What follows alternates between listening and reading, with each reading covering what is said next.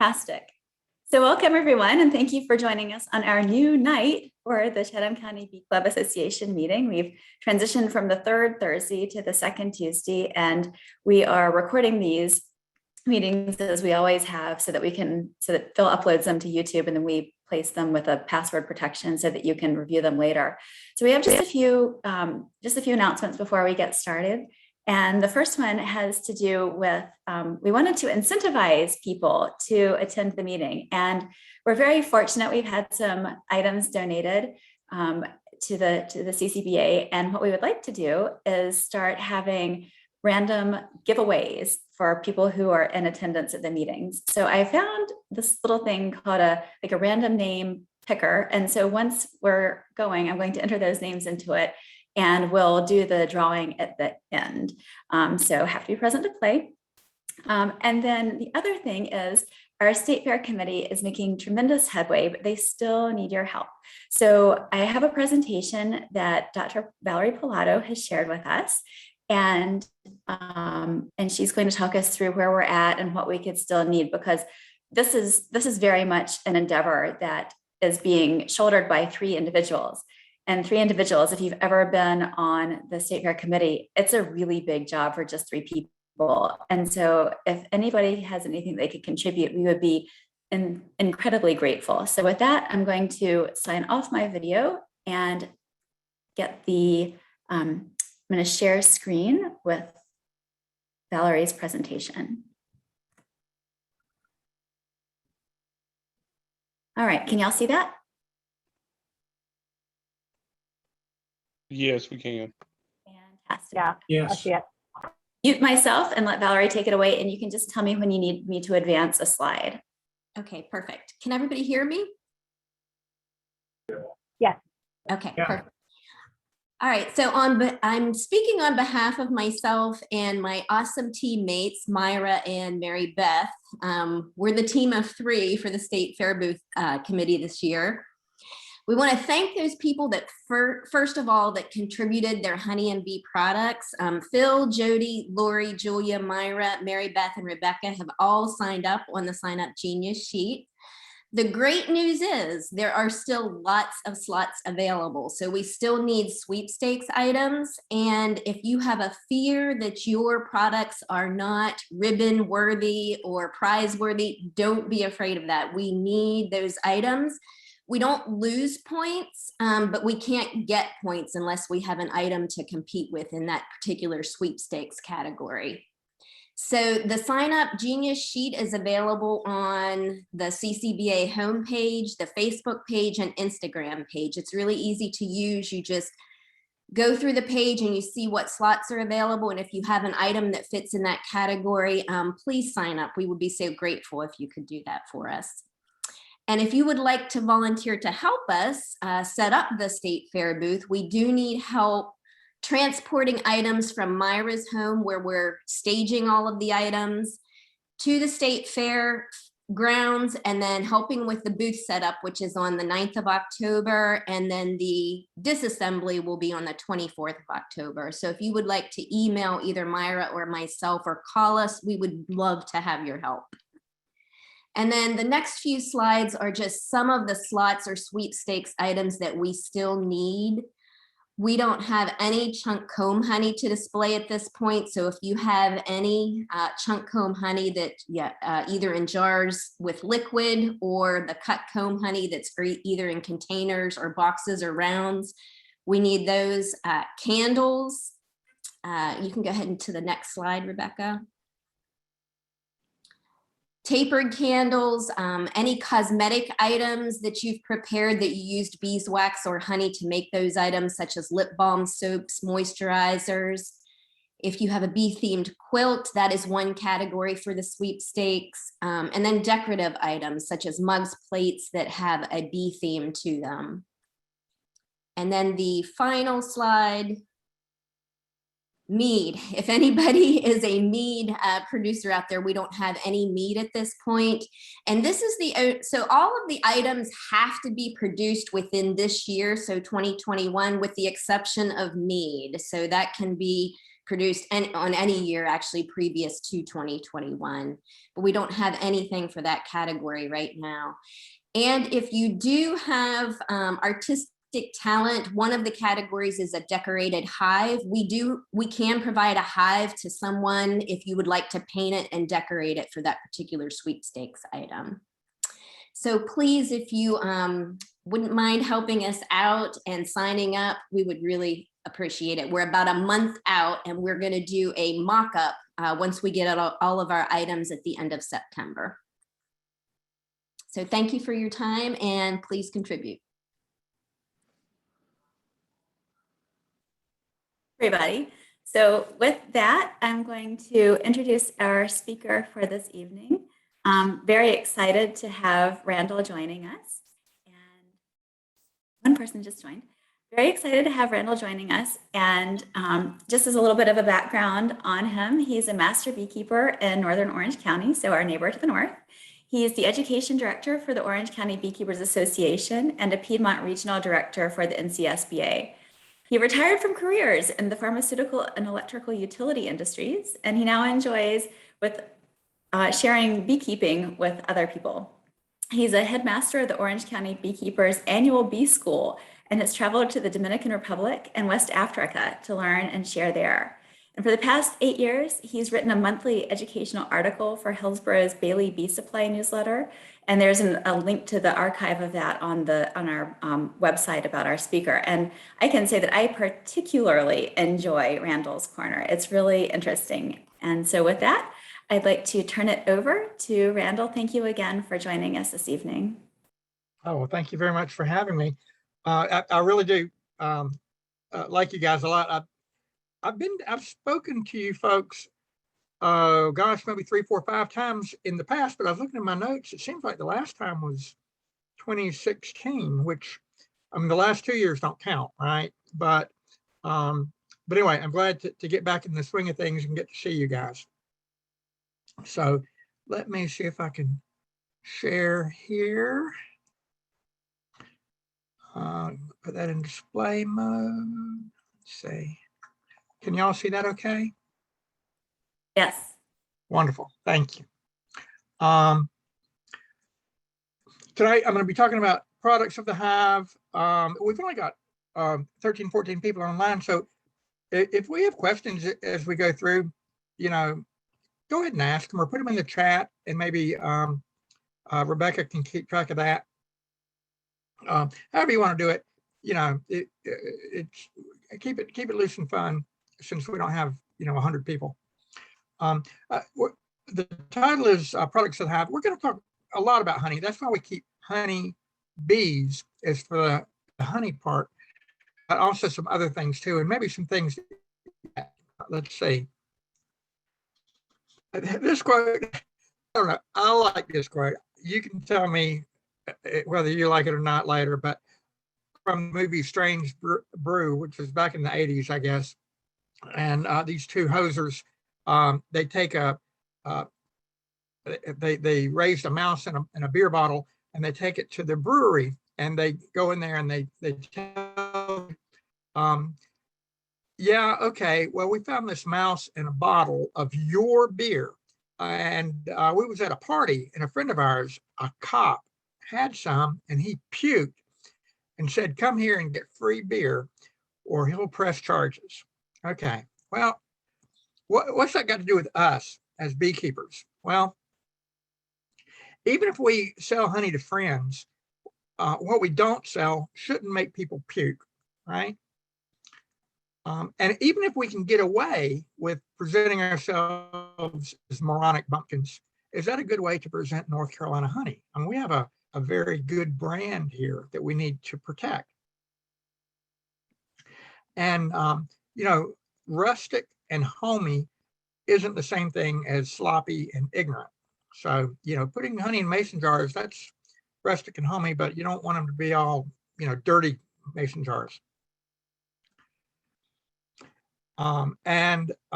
If money changes hands, okay, there are some basic state and federal laws that apply regardless of how much money we sell. And we're going to talk about that just a little bit.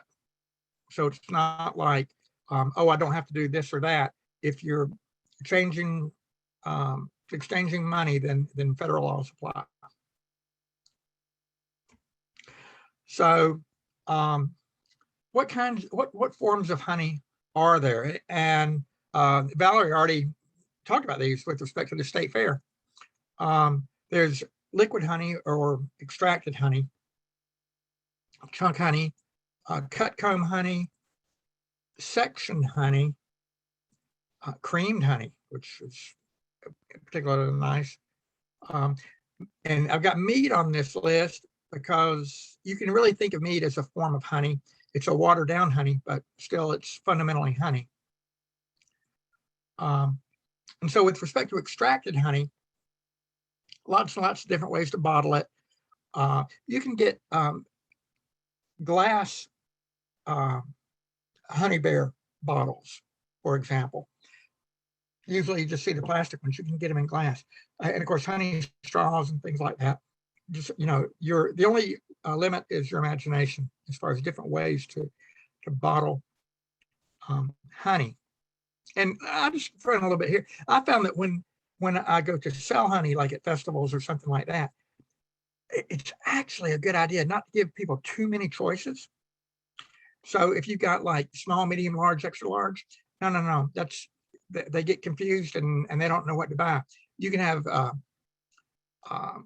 and I used to sell honey sticks when I would go to the zoo years ago when we could sell honey at the zoo, and also at festivals. And I quit selling honey sticks because the kids come and with their mama and they say, "Mom, I want some honey." Well, do you want that? You want the mama to buy, you know, your 8-ounce bottle for, I don't know, whatever you sell it for. Let me just say, you know, $7 for 8-ounce bottle to satisfy the kids, or do you want to them to walk away with only spending a quarter on a honey stick? I said, well, you know what? I sell a lot of honey sticks, but I could sell a lot more inexpensive bottles of honey by getting rid of the honey sticks. So that's what I do now. But anyway, that's just an aside. This is chunk honey, and it's honey that's just kind of cut out of the comb as good as you want to get it and put in a jar, and then the jar is filled with liquid honey to keep the space. When I was a little kid and we would go up in the mountains, my dad would always pull off the side of the road at some little stand, and we would get sourwood honey, and invariably this is what it was. This is the old style of doing it. This is cut comb honey, and you can get these little containers for it. They're just the right size, and you can get these things that are kind of like cookie cutters that will cut the exactly the right size, and then you put it in these little cases and sell them. This one is not done much anymore. This is called section honey, and this particular system is called Ross rounds. But this used to be the way that people did honey. Like, you know, C.C. Miller, you know, 100 years ago in Ohio, all those guys would sell section honey. And what it is in the honey super, you got these little boxes, and the bees build their comb in the container and fill it and cap it. And then when it's all capped, you remove it and you just remove the container. And so the honey is, you know, literally untouched by human hands, right? I don't usually go around touching my liquid honey either, but you know what I mean. And so it's a neat way to do it. It's a very specialized way to do it. And I don't think that most of the people in the market today would know what to do with it, but it's really cool. You also have the problem of, what if the bees only fill up half the container, you know, or only cap half the container? What do? Well, you don't get to sell that one. So it's, you know, there are challenges, but it's still cool. Creamed honey is something that I'd never even heard of until until I got into beekeeping. Around here where I grew up, we didn't do creamed honey, but apparently up north, this is the thing, and I've talked to people from, Minnesota, and Canada, New York and stuff. Oh yeah, I grew up on this stuff. What it is, we all know that all honey will granulate eventually. And so we take advantage of that fact with creamed honey, and we get a starter, just like with starter bread, with sourdough bread, you start with a starter. We get a starter of creamed honey. You can go to the grocery store and buy it. And then, and it's finally granulated, real smooth. It's not gritty, or shouldn't be. It's real smooth granulated. And so you take the recipe I use, you take 1 pound of starter and 10 pounds of liquid honey, and you mix them together, and then you let them sit. And you'll want to put them someplace cool, okay? Not cold and not warm, but cool. And we all know that cool is the sweet spot for granulation, right? That's why you don't want to keep honey, you don't want to normally store honey in the refrigerator, okay, because it'll granulate so much quicker. But this stuff, the refrigerator or maybe a cool basement is really nice. And you leave it down there, and within a couple of weeks, the liquid honey will granulate to that pattern, okay? And so instead of having rough crystals or whatever, it'll granulate to the smooth pattern, okay? And that's what you want. And Mark says, how do you mix the honey for the creamed honey? I use my wife's blender, and use you don't want to beat it, okay? But you want to blend it. So like putting it on using bread hooks, is that what they're called? Things that you use in a blender to do bread dough. That's perfect, okay? So you're stirring it up, okay?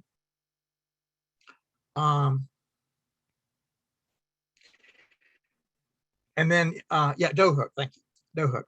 And then the question is about store-bought honey to mix with this. Yes, that's what I did at, let's see, Harris Teeter, not Harris Teeter, the other one. Maybe it was Harris Teeter. Harris Teeter, it's probably Harris Teeter. They have a brand called Burleson honey. And that's close to what you want your finisher to be, okay? And so Burleson's brand creamed honey is very much like our honey, or very much like my honey anyway. And so that's what I use for my starter. Get a pound of that, mix it in with 10 pounds of liquid honey. Use the dough hooks or whatever, like I say, you don't want to beat it, you want to blend it. And there you go.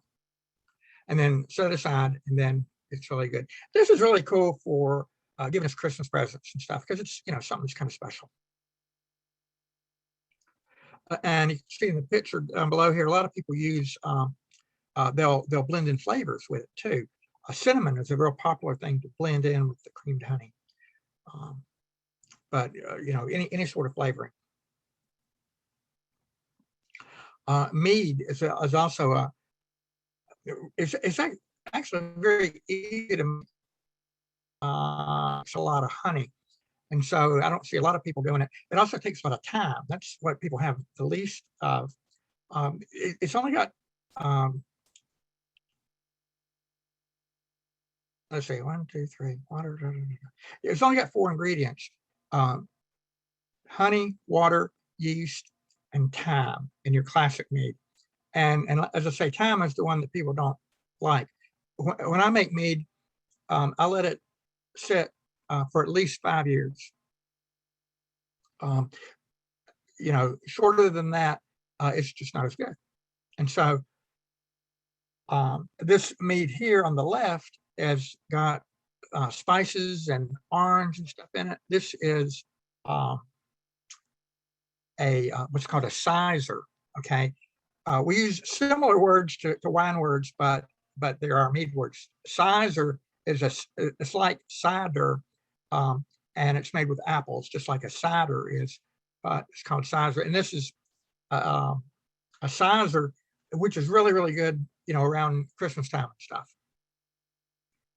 So let's see. Okay, so how do we get this liquid honey? Well, we extract, and there's some things that are helpful to know when you're extracting. One is, don't leave that honeycomb unprotected for more than a couple of days. Okay, when you pull your supers, be ready to extract.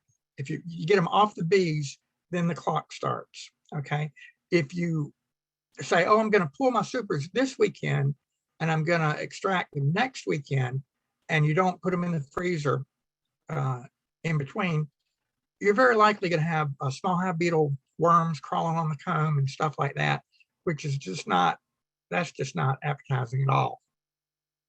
So we don't want that. So don't leave them unprotected. If you're not going to be able to extract until next weekend, then wait to pull your supers until next weekend. That's the easiest thing to do. If you're going to make section honey or cut comb honey or chunk comb honey, there again, we don't want to have small hive beetle wigglers in there or wax moth worms in the jar floating around. So freeze that comb. Okay, freeze it for a couple of days. That's plenty of time to kill those bugs, and then put them in the jars or the sections or whatever you're going to do with them. In general, don't extract frames where fewer than 80% of the cells are capped. And of course, the reason for that is we don't want to be extracting honey too wet. Excuse me.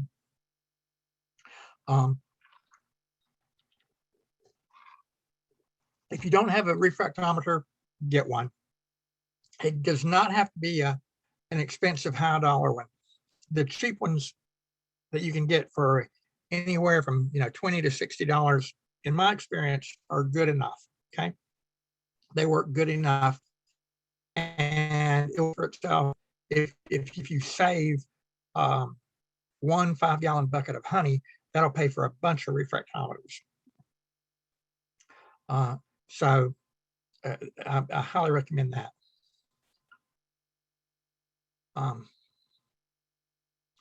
Question, does freezing change the consistency? No, it doesn't. It's interesting. Honey's kind of an interesting thing anyway. We really can't freeze honey. I guess you could probably literally freeze it if you put it in liquid nitrogen or something like that, but it certainly doesn't freeze in our freezer. It doesn't change the consistency. You thaw it back out and it's just like it was before. And link a couple of days versus a week. A couple of days is plenty to kill small hive beetle and wax moth eggs and larvae. It doesn't take all that long. I think they actually will be killed in a number of hours, but everybody's freezer is set to a different temperature, et cetera, et cetera. So a couple of days will take care of it for sure. Here's something that some people don't know this, but it really makes a huge difference.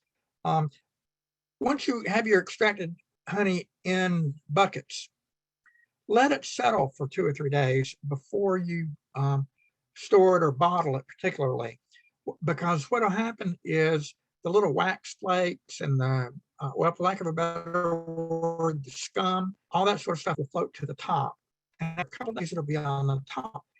And you can go in there with a little spatula or a big spoon or something and scoop that right off.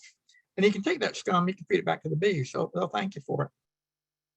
But if you don't let it settle and then scoop that scum off, if you were to immediately bottle it, what you're going to get is a portion of that scum in all of your bottles. Okay, I've got a picture here in a second. I'll show you that shows that. And the thing is, there's no point. You don't have to have scum in your bottles. Just let it sit for a couple of days. So with respect to bottling,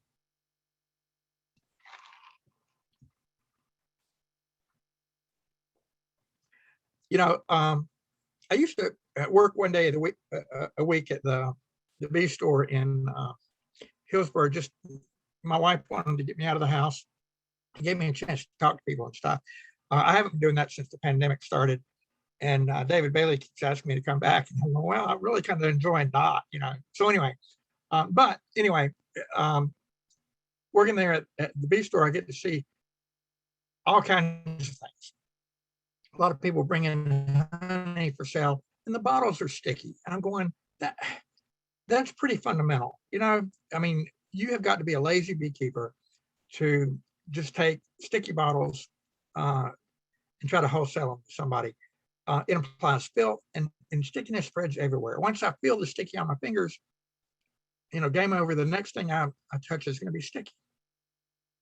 So don't keep sticky bottles laying around.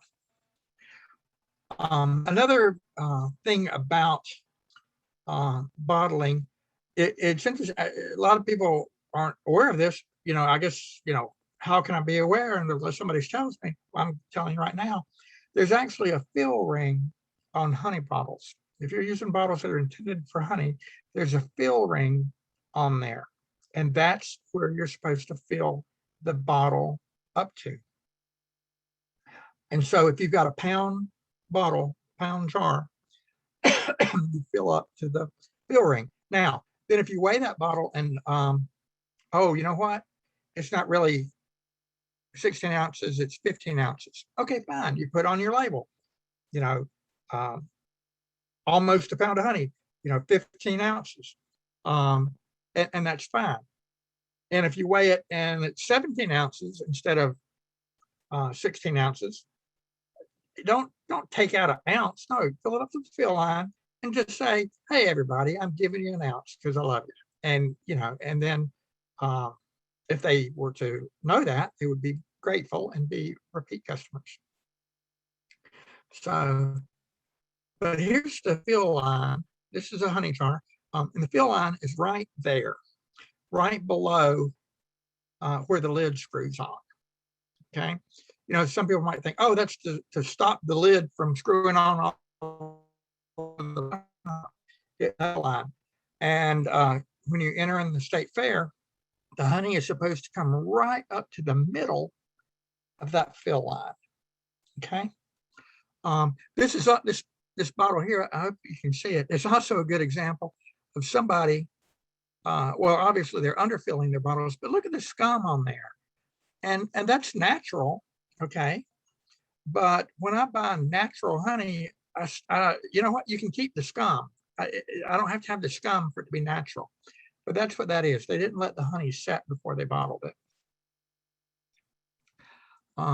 So here's a bottle that, there's the fill line. This one is overfilled. And you could say, well, what's the problem with that? Because, hey, you were saying be generous and people be repeat customers.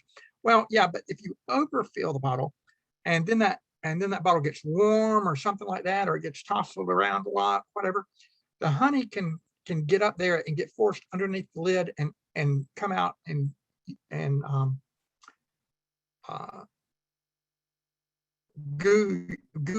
gooize, make your bottle sticky. You can get honey on the outside.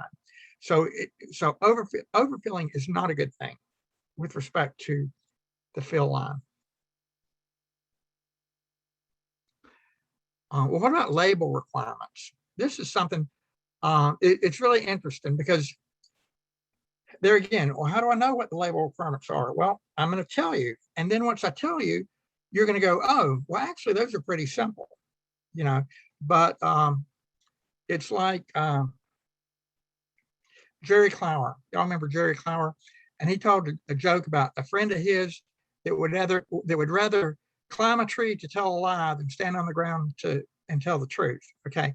Well, it seems to me that people would rather go to a lot of trouble to get the labels wrong than they would to take the simple effort that it takes to get them right. And I don't know, that's just interesting human nature. So anyway, here they are. According to the federal government, and that's where our label requirements come from, North Carolina does not have special label requirements for honey apart from what the federal government says, or other products either. North Carolina keeps it pretty simple. That's not necessarily the case in other states. Virginia, for example, they have a label requirement for honey that says, for small timers like you and me, if your honey house has not been inspected, you have to put a sticker on the front of your honey that says this honey comes from a non-inspected honey house. You know, in other words, I guess it says, don't buy this honey, you're going to get sick. I guess that's what the label says. That's what Virginia says. North Carolina, fortunately, we don't have to do that. Our North Carolina laws are from the federal government. Okay, anyway, that's just an aside. Name of the product, right up there, honey. Now, you have to have the name and full address of the manufacturer, packer, or distributor. Full address, including zip code. That's what the law says. The street address can be looked up in a common directory. Then you don't have to put the street address, but that's stupid. I mean, why would you leave it off? Because people cannot look up Randall Austin honey and get my street address, so it doesn't apply to me anyway. Okay, and it probably doesn't apply to you either. And besides, I want people to know where it's made. Okay, I want people to say, "Oh, this is local honey. This is the good stuff. This is what I've been reading about. That's going to cure all my ills." Local honey, and so I want my address on there. But anyway, name, address, including zip code, has to be on the label. Actually, it doesn't have to be on the front label. It can be on a secondary label, which would be, for example, if you have a label on the back. Okay, you do have to have it. Okay. Now, in the lower third of the label, this is federal law. In the lower third of the label, and this is the primary label. This is the one when you're walking down the aisle. If you glance over at the jar, this is the label that you see. That's the definition of the primary label. In the lower third of the primary label, you have to have the weight, and it has to be in regular English measurements, you know, pounds, ounces, that kind of thing, and in metric. Not one or the other. You have to have both. Okay, and it has to be weight, not volume. Federal law says that for viscous products such as honey, they have to be denominated in weight and not volume. Okay. Now, but I want to sell my honey by the pint, or I want to sell my honey by the quart, or whatever. Okay, that's volume. You can put that on the label. That's perfectly fine as extra information. Okay, but you can't put that on there instead of the required information. Okay. What about something like world's yummiest? Okay. This is called fluff language. Okay. If I tell you that my honey is the world's yummiest, do you honestly think that I went out and did university studies and determined that in the entire world, my honey was the yummiest? Of course not. It's fluff language. It's okay to use fluff language, and you can do it whatever you want. So that's fine. Put a little honeybee on there, you know? Although you and me think that that's cute, does, you know, the mom with 3 kids and doesn't keep bees and everything, does she think having insects on the label, is that attracting to her to buy your product? I wonder. Okay.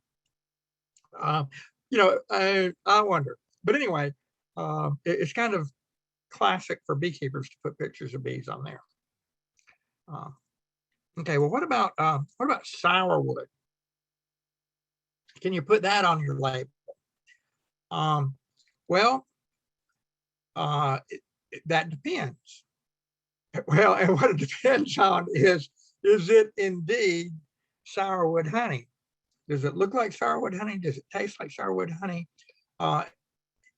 for the North Carolina farmers markets, there's a regulation that it has to be at least 50% of whatever you call it. You know, Tupelo honey, sourwood honey, blueberry honey, whatever. It has to be at least 50% of that for you to put it on the label. And that makes perfect sense. So you can say sourwood honey if it is in fact sourwood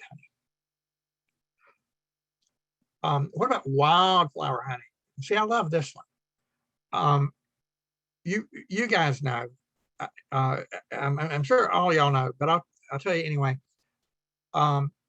Wildflower means we don't have the slightest idea what's in there. Okay. But it's funny because the public doesn't know that. You know, I'll have people come to me and they say, Randall, I want to get some of your honey. Okay, great. They say, yeah, I want some of that wildflower honey.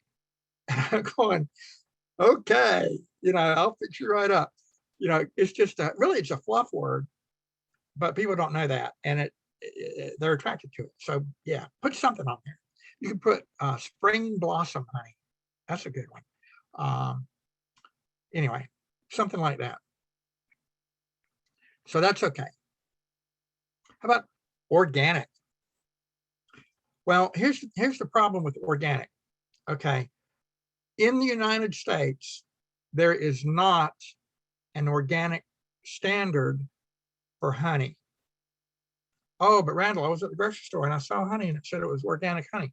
Well, take that jar, turn it around to the back, see where it's from. It's probably from Brazil. Brazil and the U.S. Department of Agriculture have a cooperative agreement. They say, I will accept your standards if you accept our standards. Okay. And Brazil does have an organic honey standard. And so the USDA lets them put organic on their label. Now, the fact that we don't have a organic honey standard is actually unfair competition. But, tell your congressman. Now, here's the thing too. Oh, Randall, my organic certifier says that he'll certify my honey as organic based on, just good organic practices. Well, that may be true, but in my opinion, that's fraud, because there is no USDA organic standard for honey. So how can a product be compliant with a standard that doesn't exist? So anyway, so no, don't even bother. Now, you can do the certified naturally grown. That's pretty easy to do. And it's also not a government regulated word. And so that's the thing. Organic doesn't mean, oh, I don't use pesticides. It doesn't mean, oh, I, hug my bees. It doesn't mean anything like that. It is a legal term that is essentially owned by the U.S. Department of Agriculture, and you can only use it if your stuff is organic certified. Okay, what about this? I put the honey guy, got my email address, got my phone number. There again, that's perfectly all right as additional information, but it can't replace the required information. Okay, and having your email address on there is great, because people give honey to their family for Christmas and stuff like that, and when the jar runs out, they'll send me an email or give me a call and say, can I get some more? So that's a great way to expand your market. How about 1 pint? Well, we talked about this.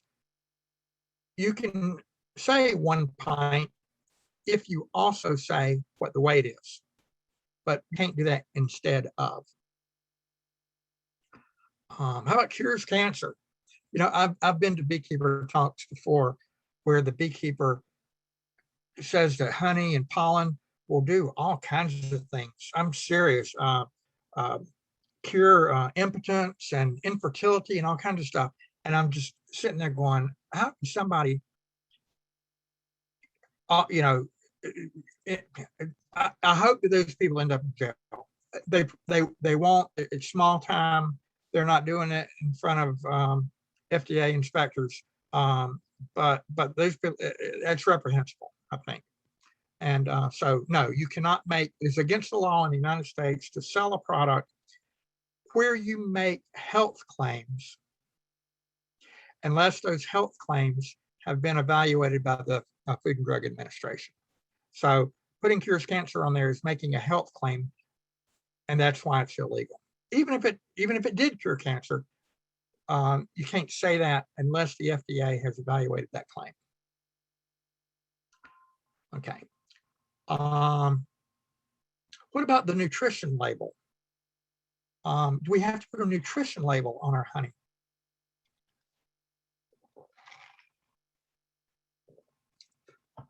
Well, do you have direct sales over $500,000?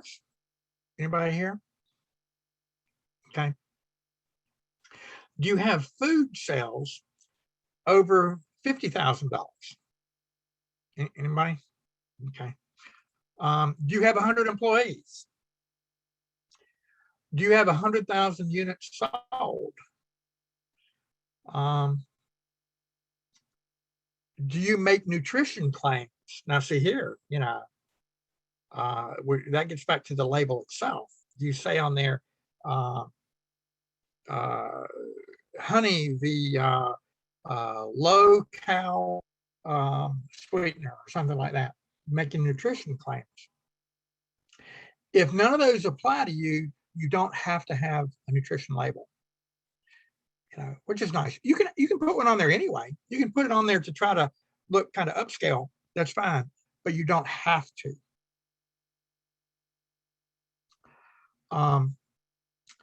So here's an example of a honey label that this is actually, I got this the other day from a label supplier, that, you know, bulk label supplier. I get waterproof labels, onlinelabels.com. That's what it is.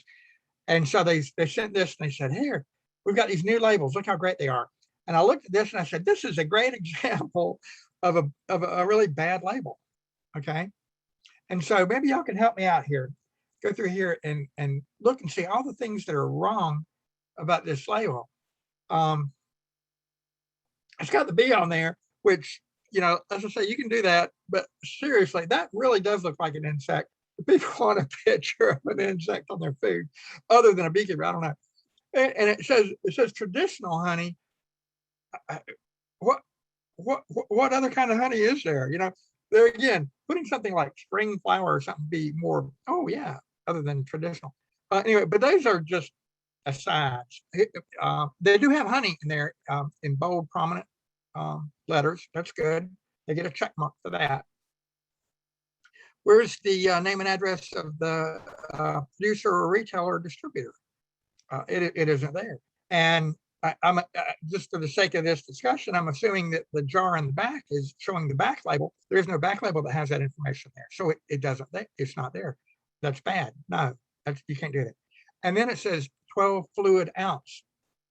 Well, no, that's a volume measure. No, to sell honey, we have to have weight. So this is a great example of what not to do, even though it looks pretty. And I would, as I say, I would have come up with something much better than traditional honey. Because as I say, what on earth does that mean? These are some examples of my labels.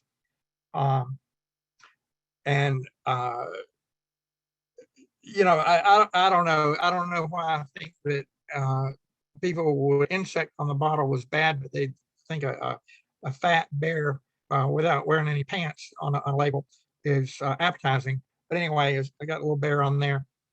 That used to be the National Honey Board trademark, and then they abandoned that trademark. They formally abandoned that trademark and said that anybody can use it. So that's why I stuck it on here. And it's got my name and address. I've also got my email on there as additional information. And then in the bottom, I've got the weight. I've got it in pounds and in ounces and in grams. I also, right up front, like I say, people are looking for local honey. So I don't want them to guess. Where's Rougemont? I don't know. And actually, the town of Rougemont is in Durham County, but I live across the county line in Orange County, so I don't want them to think that I live in Durham. So right there, product of Orange County. And my Christmas label, this people know right up front, this is for good boys and girls. I don't want, bad people eating my honey. This is for good people. And you can have a lot of different labels and have fun with it. My dad lives in a what's the right word? A retirement community outside of Charlotte. It's called Taylor Glen. And so for Christmas, I made up a bunch of honey for him to give to his friends. And it says Taylor Glen Special Reserve Honey, and then I've got my information on there and stuff. But, they really like, oh boy, this is special. It's like the thing where they say, you don't sell the steak, you sell the sizzle. And so this is selling the sizzle by having an attractive label.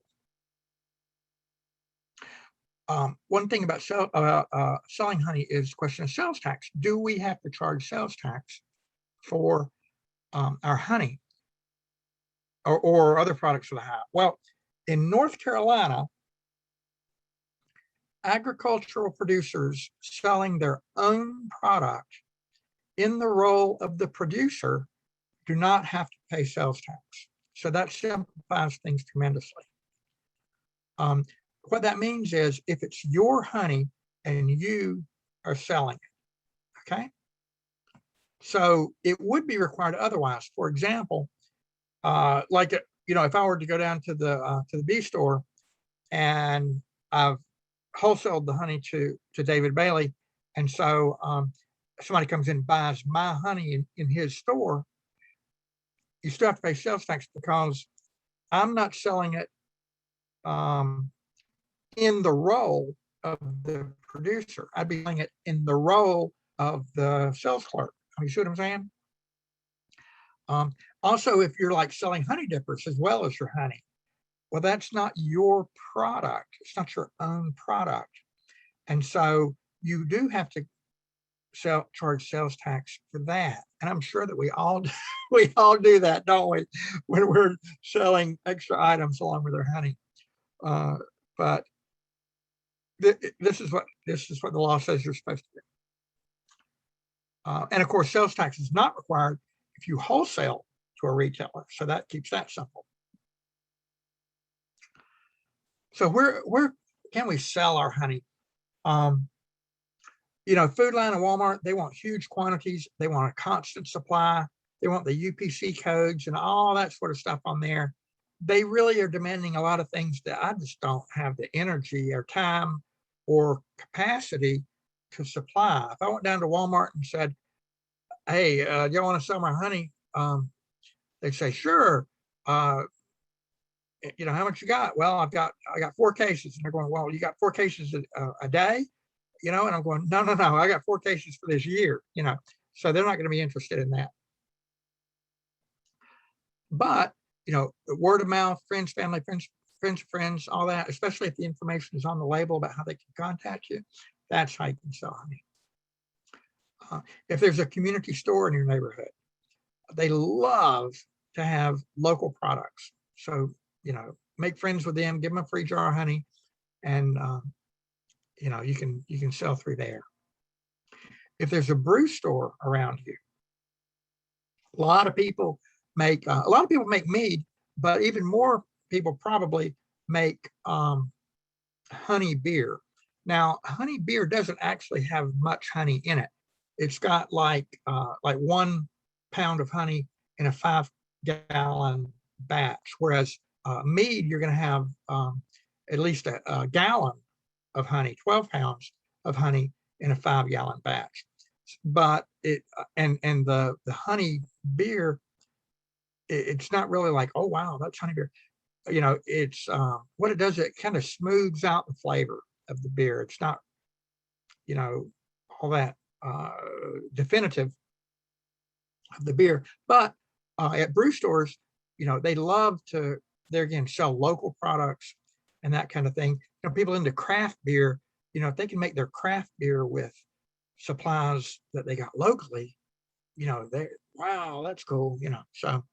So that they're a good place to hit up for sales. Restaurants, the same thing with the local angle.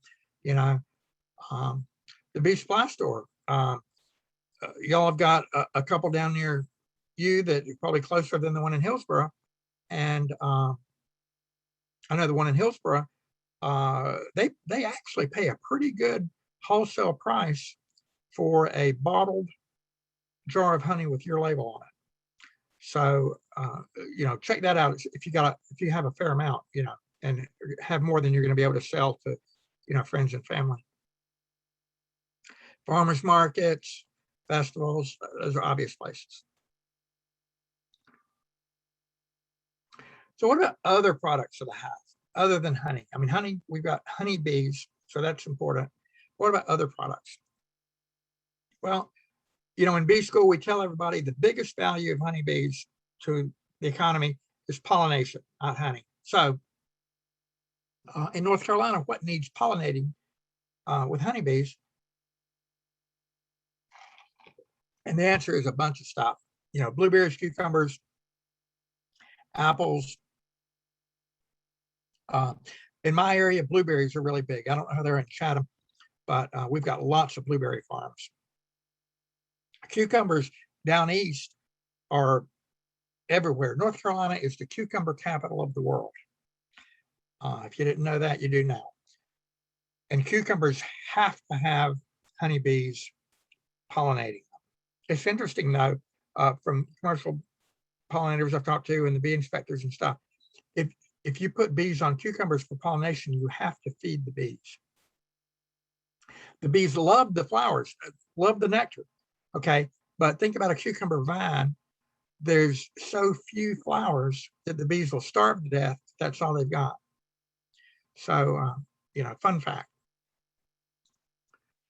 In North Carolina, the average price per colony per bloom is about $50. Okay, that's a lot less than the $200 you can get per colony in California for almonds, but you don't have to drive all the way out to California. And what you'd want to do is you'd want to piggyback jobs. So like you come up and do the blueberries in early spring, and then, go do maybe some gardens somewhere, and then go do cucumbers, or, the blooms are not simultaneous. And if you can take colonies from bloom to bloom to bloom, that's the name of the game. Well, okay, but like me, I've got a few colonies. I'm not going to be taking them down to, getting a contract to go to a 1,000-acre cucumber farm, but there are lots of small-time people around me. For example, pick your own strawberry patches and things like that they want pollinators for. And so how do we find those gigs? Well, the North Carolina Department of Agriculture has got a site called Bee Linked, and you can get on there and put on there, see there's a hives for rent thing right there. And you get on there and you say, hey, I live in, for me, I live in Northern Orange County. I've got, half a dozen hives available, and I'm willing to bring them within a 50-mile radius, whatever. And you put that in there, and I'm going to charge you whatever, or say, negotiable or whatever. And you post the ad. And I've known people that have gotten gigs that way. Y'all have a real active email group. You can put on there, hey guys, does anybody know anybody looking for bees pollination? Okay, that's a great way to get the word out. Call your ag agent. It's Debbie Ruse down there, right? And if you tell her, hey Debbie, how can I want to give this a shot. I want to have some fun, make a little bit of money. Can you help me do that? Chances are she'll know somebody that was looking for some bees for pollination. Go to the farmer's market, ask people there, hey, these are great, great strawberries. Who does your pollination? Oh, I don't have anybody. Oh, well, that explains why some of them are kind of shrivelly. You do a lot better if you had bee pollination. Oh yeah. And it doesn't cost all that much either. So anyway, farmers markets. Just, spread the word. if you're interested in that. I've done this a little bit, and it's fun. It's fun to give it a shot and to say that you've been able to do it.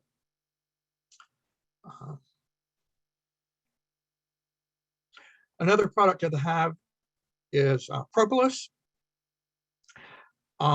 This on top here, this brown thing is a propolis trap. Don't get that confused with a queen excluder, because the bees cannot go through those holes. If you put that on top of your or on the bottom of your honey supers, you're not going to get any honey. The bees can't get through there. What you do is you put that on the top of your hive where the inner cover would have been, and if the bees do what they're supposed to, they'll fill up all those little gaps with propolis. And then when it's full, take that thing, you put it in the freezer for however long. You take it out and you can twist it, and the propolis, if you've been living right, will fall off, and you can collect it in a container and then say, okay, now what do I do with this? I mean, if you've got a use for it, that's the way to collect it. I mean, propolis, you can use it, around the house. You can use it as a tincture, like iodine, mix it with some alcohol or something, and use it for something like that. There is a commercial market for it. Be perfectly honest, I don't know how to get hooked up with that commercial market. But and I don't think that I would be able to have enough to make even doing a Google search worthwhile to get linked up with that market. But if you're so inclined, that's how you collect propolis. And propolis is a commercial product, a sought after commercial product. But I've seen propolis toothpaste of all things. So anyway, I guess they figure if it tastes bad, it must be good for you. Pollen goes in that category too. You can collect pollen. This is, they sell it at the bee store. At the health food store. They do have it at the bee store. A funny story, a woman came in and she said she wanted to buy some pollen. And I said, okay, you want, pollen substitute, or are you really wanting pollen? She says, oh no, I want the real thing. Okay. And so, okay, they were carrying it at that time, and they kept it in the freezer in the back, keep it fresh. And it was like 2 ounces for $10 or something like that. And I said, what are you going to do with this? And she goes, oh, I'm going to feed it to my bees. And I'm going, really? Anyway, yeah, no. Anyway, but there are people that will buy it. Bee pollen is excellent food for baby bees. I cannot believe it's going to do anything good for you, for humans. I mean, it's high protein, but so is a T-bone steak, and T-bone steak tastes better. I guarantee it. But if you do want to collect pollen, there's different variations of this. This is a pollen trap, and they're different. This is one that fits in the entrance of the hive. And if you can just kind of use your imagination here, the bees go through those holes in the top, and they're small. And so they wiggle through, and when they wiggle through, the pollen that's in their corbicula on their hind legs gets knocked off, it falls off. And it falls down through the holes that are there and falls down into the collection tray in the bottom. And you'd want to empty this thing every day. Don't leave it in there because it'll mold. You'd want to empty it every day and freeze it. And you also wouldn't want to leave it on all the time, because the bees need pollen to feed their young. Also, they need pollen for the nurse bees to eat, so that it's fuel for their hypopharyngeal glands, so they can create the bee food. So you don't want to starve your bees. So, they say, leave it a few days on, take it off, leave it a few days on, take it off. Beeswax kind of speaks for itself. The problem with beeswax is that it takes so much energy in the form of honey to make beeswax. It's something like it takes, don't write this down, but something like 8 pounds of honey to make a pound of beeswax or something like that. And so, well, gee whiz, how much does 8 pounds of honey retail for? I mean, around here, I could sell 8 pounds of honey for $120, and I get 1 pound of beeswax. Well, how much does beeswax retail for? Well, this isn't a good comparison, but I can go to Michael's, for example, one of the craft places, and buy a pound of beeswax for about $10. Okay. So wait a minute. I'm spending $120 to make $10. That doesn't make any sense. But if you got the cappings anyway, and yeah, go ahead and, it's fun to make things with wax. The white cappings wax is best. Brood comb wax, the dark wax, it's interesting. I don't know if you have ever taken some of that really old dark comb and put it in a wax melter or tried to get the wax out of it. There's not much wax in there. It's mostly cocoons and propolis in that old dark stuff. The bees have borrowed wax out of that stuff where there's not any wax in that old dark beeswax. Royal jelly is also an interesting product of the hive. And of course, that's the food that the workers feed to queen larvae. And it makes them grow really fast and grow really big. Production of royal jelly is very highly specialized, and it's very labor intensive. What they do is, well, first thing that they do is they have strains of bees that go nuts filling up the queen cells with royal jelly. Okay. I mean, our bees will fill them up pretty doggone good, but these special bees will just go crazy filling up their cells. And what they do is, it's like queen rearing. You go through all the steps of queen rearing, the grafting and all that. And then when the bees start filling those cells up with royal jelly, you go in there and you fish out the queen larva and throw that away. And then you scoop out the royal jelly because that's what you're going for. And so it's very labor intensive. And that it helps explain why China just dominates the market. And they produce so much of this stuff that if we were to do it, it's like the wax, it'd probably be $10,000 to get a jar that size of royal jelly, and nobody's going to pay that much for it. So it sounds like a good idea, but I wouldn't bother. And as I said, production is basically the same as for queen rearing.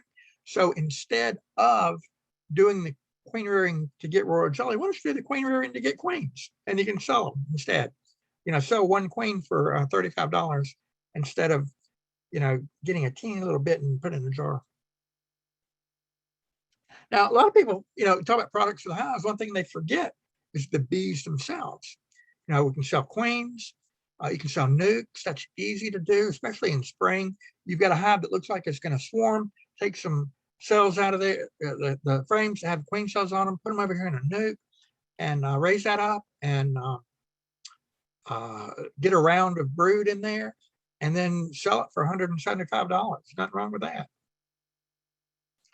A lot of people sell bees for bee venom therapy. Okay. And here's an ad I saw where specifically people with MS and other things, other conditions that self-medicate with bee therapy will mail order these bees because they don't know people, or ordinary people don't associate with beekeepers, and so they don't know any beekeepers, so they buy these things, like they mail order from Georgia and elsewhere. And look here, 10 bees for $12.50.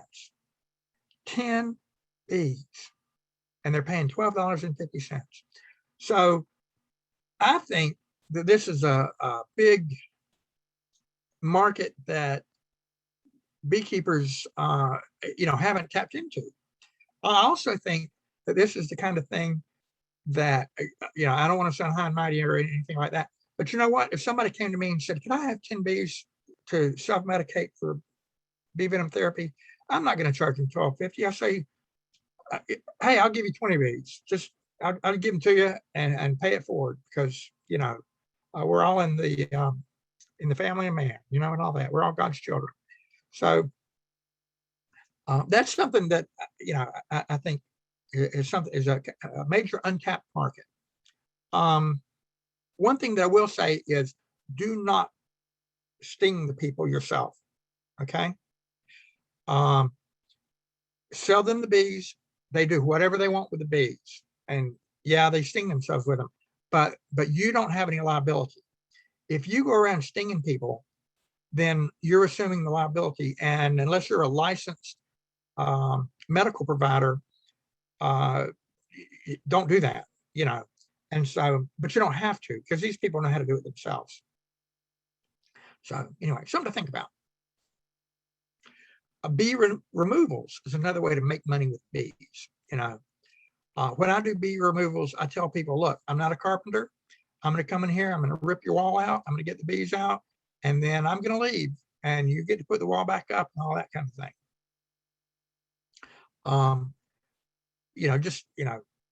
That's the way I do it.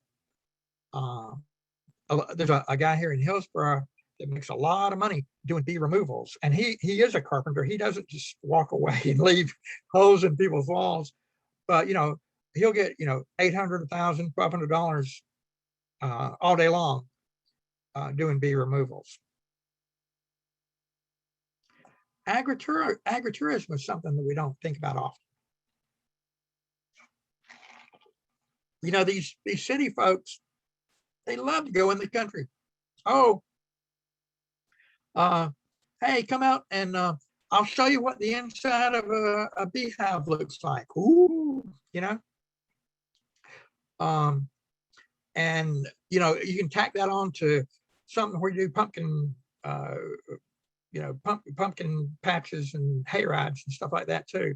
So lots of potential there to make money off of honeybees. Now here's one that I don't know all of y'all. I don't know whether you've done this or not, but brood as food is another important use for bees in the rest of the world. When bears and other animals, when they go in and they destroy the hives, they're not going after the honey. We assume they are because we anthropomorphize, but they're going after the brood. Okay. And in fact, the UN, Food and what is that? FAO, the Food and Agriculture Organization, whatever. They have got a cookbook. It's called Value-Added. Well, it's Value-Added Products for Beekeeping. They talk about all these different products for the hive. That is a cookbook, and they tell you how to fix brood as food. They also have a recipe in there. I haven't tried this one. They have a recipe in there it's called pop moth, and where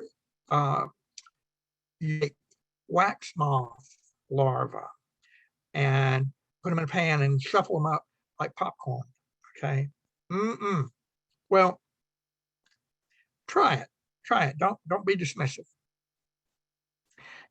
In fact, I have found that drone pupa are really, really good. Okay, you don't want them when they're too old. You want to still on them in the white stage, before they get too well developed. But you take them and stir fry them in some olive oil, and they are really good. To me, they taste sort of like roasted corn. Okay, this is from pictures from a Master Beekeeper Program study group that we do every year at Orange County, and I brought in some drone pupa to see how people liked it. And I don't know if you know Dawn Rogers. She's the person there in the picture that's enjoying her drone pupa. So I talk really fast. Where can we get more information about all this stuff? Rebecca mentioned at the beginning that I've got some articles. I looked at this the other day, and I've been doing this for like 7 or 8 years, doing a monthly article. And David Bailey lets me put them on his website. He doesn't pay me to do them, and I don't want him to, because I don't want to be selling, feel like I have to like sell his products or something in my articles. So, but people are always asking me questions, and then every year we get new beekeepers and they ask me the same questions, and that's okay. That's good. That's how it has to be. But by having these articles on here, BaileyBeeSupply.com, under educational resources, I can just tell people, okay, the answer to that question is in this article. And so it helps me out a lot. And he likes having them on there too. So it's a win-win. So that's where they all are. And so I've got a products of the hive section on that webpage. Can stings be a good thing? That's talking about the apitherapy. Article not too long ago on making mead, that kind of thing. So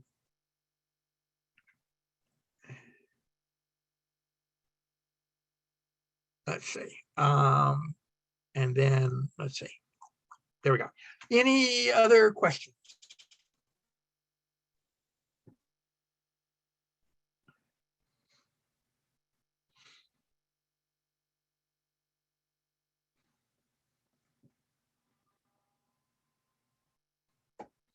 Is everybody still awake? I'm still awake. I have a question. Okay. So what about the collection of bee venom for cosmetics products? Oh, Do you yeah. know anything about that? A teeny bit. That's a great one to put in there, isn't it? I ought to add that to the list. My understanding, anybody that knows more than me, tell me. My understanding is that they take a screen. I don't know whether it's like a window screen or whether it's coarser than that, more like a number 8 screen or something like that. And they run an electrical charge through it. And that electrical charge running through it makes the bees go, woo, and release venom. And so their stingers aren't ripped out of their body, so it doesn't kill them. But that's how they get the venom. And then once they get that venom, I guess they do whatever they're going to do with it. Using it for, bee venom therapy in a clinical setting, for example, or in cosmetics or whatever. But yeah, and I don't know how much venom you would get from a hobbyist hive, whether that's something that would be worthwhile to investigate or not. But it's very interesting, especially, like I say, the way they get it. Thanks for that. Pardon? Thank you. Yeah. And then just a quick reminder, since y'all are still hearing my voice, please stick around. We have the raffle at the end. I have a question about harvesting honey. Mm-hmm.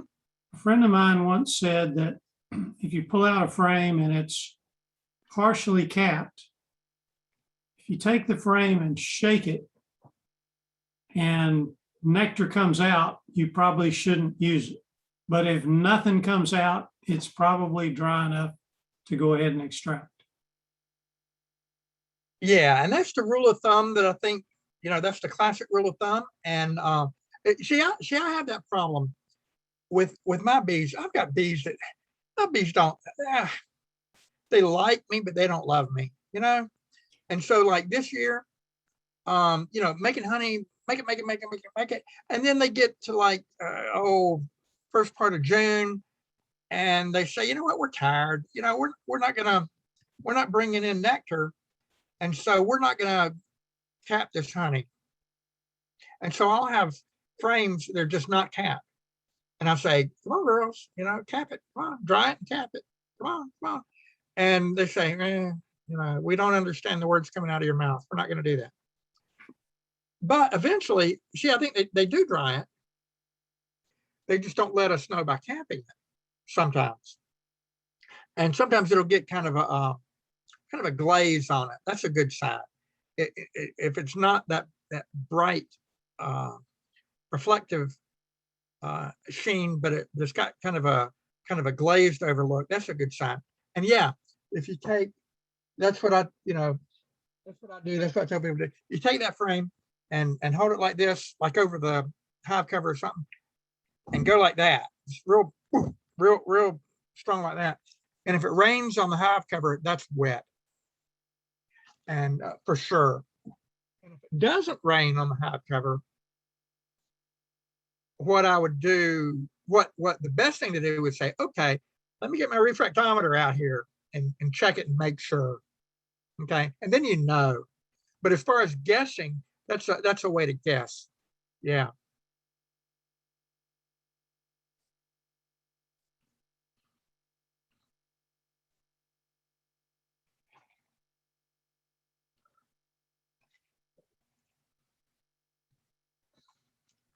Anybody else have any other questions or insights on products?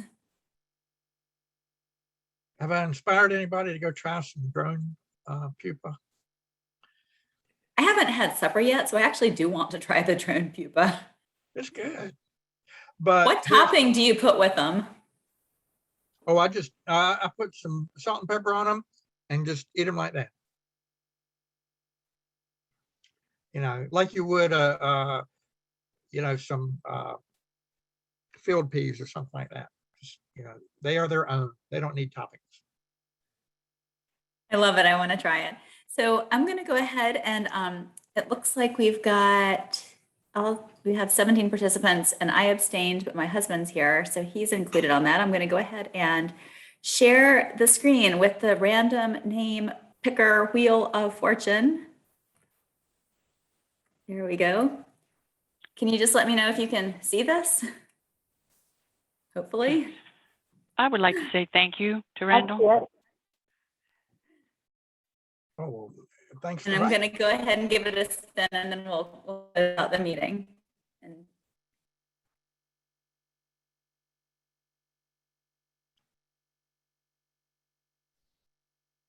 Valerie.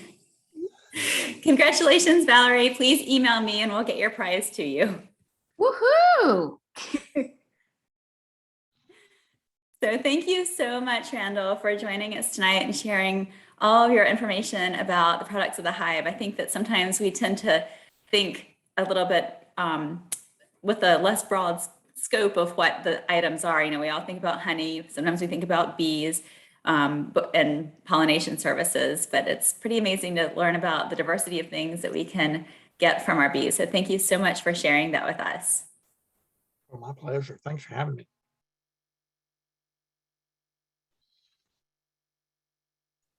All right, everyone. Well, we'll have this up in the next couple of days in the members only portion of our website, so you can tune in and listen later. So thank you, everybody. Have a good evening. Bye-bye. Thank you. Bye.